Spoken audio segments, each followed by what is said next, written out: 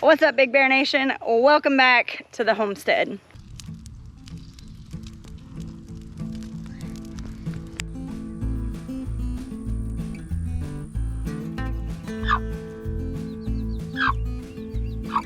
You're a good mama, you know that? Now, most of you know that I think poop is a hilarious thing to talk about, to say, to hear anybody mention, jokes about it, whatever. But today, poop is not a laughing matter. We actually have some chicks that we had come in from McMurray, and everything was great for the first 24 hours. But as we do with everything else, when the birds come in, we always check to make sure that they're adjusting well to where they're at and make sure they're drinking. We give them electrolytes. And when we went to look at them today, we found that several of them have pasty butt. So what is pasty butt? Well, it's exactly what it sounds like. It's where poop gets stuck to their little chicken butts, or more properly known as their vent. And while that doesn't seem like it's a huge deal, it can actually be fatal.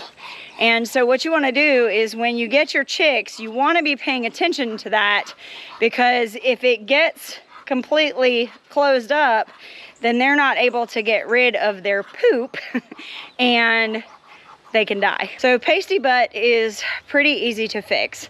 All you have to do is take your chick, and around the vent area where it's kind of clumped up, where the poop is clumped up, you just go ahead and run some warm water over it, or a washcloth with warm water. I have found that it's easier to just put them under the faucet and just with warm water, just clear out that vent area. And then before you put them back in, you want to make sure that you dry off that area, because you don't want to put them back wet. Even if it's nice and warm where you're keeping them, you want to make sure that they're fluffy and dry like you found them. And then the very last thing that we do as a preventative is we take a little bit of coconut oil on a Q-tip and we put it around the vent, and that kind of helps facilitate making sure that none of that poop will stick to the vent area moving forward. So we'll keep an eye on them. They should be completely fine. One of the things that I always wondered, and I'm sure some of you do as well, is what causes pasty butt?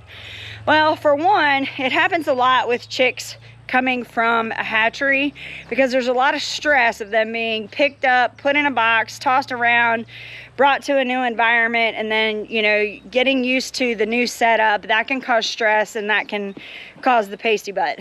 Other things, making sure that they've got the right temperature. If they're too cold, that can happen.